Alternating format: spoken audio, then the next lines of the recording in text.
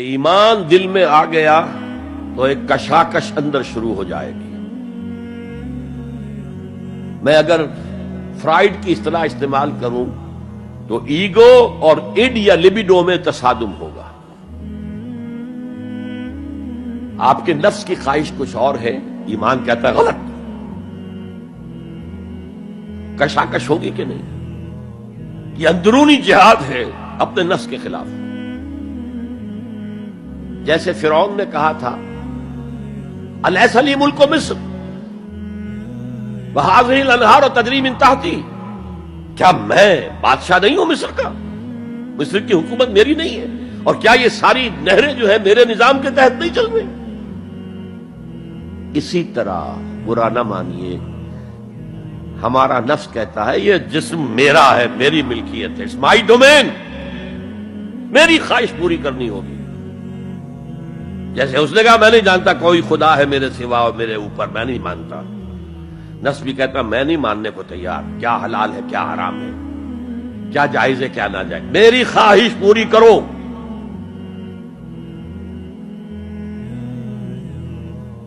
اس کے خلاف جہاد،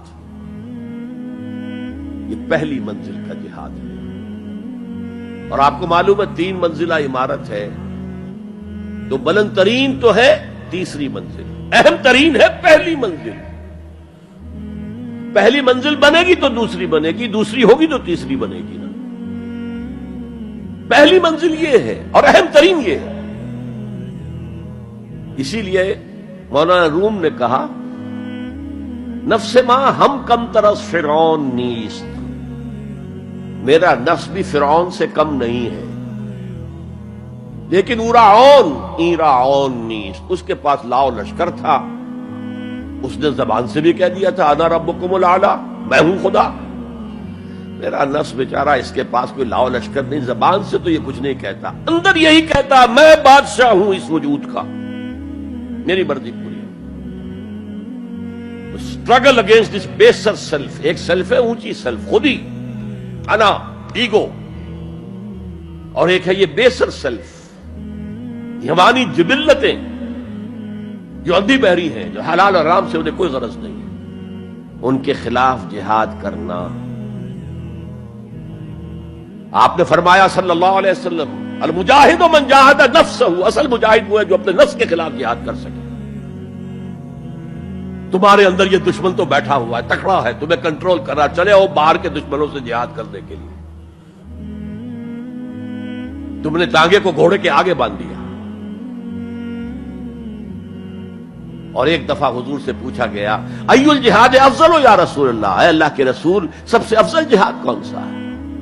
فرمایا ان تجاہد نفسک فی طاعت اللہ، اپنے نفس کے خلاف جہاد کرو، اسے اللہ کا مطیع کرو۔ یہ جو اندر کی کشمکش ہے، کشاکش ہے، یہ جہاد فی سبیل اللہ کا نقطۂ آغاز، اللہ کا مطیع بنانا ہے نفس کو۔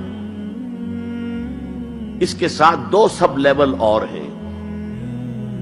اس نفس کو بھڑکانے والی ایک قوت ہے انویزیبل، اور ویزیبل بھی ہے۔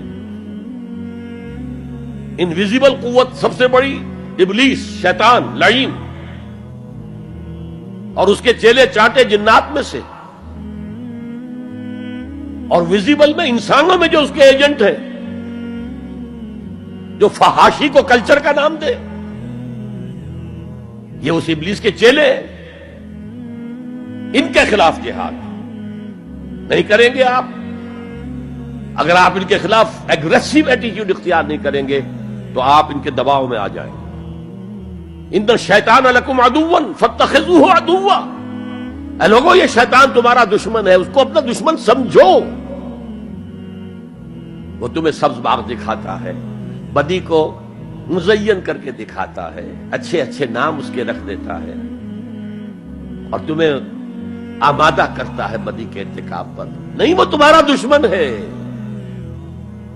افتتخذونہ وذریتہ اولیاء من دونی، تم مجھے چھوڑ کر اسے اور اس کے چیلے چانٹوں کو تم اپنا دوست بناتے ہو۔ نہیں، شیطان کے خلاف جنگ کرو۔ اور تیسرا اس پر سب لیول کیا ہے؟ معاشرہ اگر بگڑا ہوا ہے، اس کا عمومی رجحان برائی کی طرف ہے. تو سوشل پریشرز آپ کو ادھر دھکیلتے ہیں. جیسے کہ اگر کوئی موب جا رہا ہے تو اس کے ساتھ چلنا تو بہت آسان ہے، وہ خود ہی آپ کو دھکیلتا ہوا لے جائے گا. اس کے خلاف چلنا بہت مشکل کام. ہو سکتا ہے آپ بڑی زور لگا کے 4 قدم آگے بڑھیں، پھر کوئی ریلا آئے 10 قدم پیچھے لے جائے. تب 2 ہی راستے ہیں، زمانہ باتوں نے سازت تو بعد زمانہ بے ساز. یا تو پیسو معاملہ ہے، زمانہ تمہارے ساتھ سازگاری نہیں کرتا، چھوڑو تم زمانے کے ساتھ سازگاری اختیار کر لو، چلو تم ادھر کو ہوا ہو جدھر کی. ایک یہ ہے کہ نہیں، زمانہ باتوں نے سازت تو بعد زمانہ ستیس. زمانہ اگر تمہارے ساتھ سازگاری نہیں کر رہا تو زمانے سے جنگ کرو، لڑو، ریزسٹ کرو.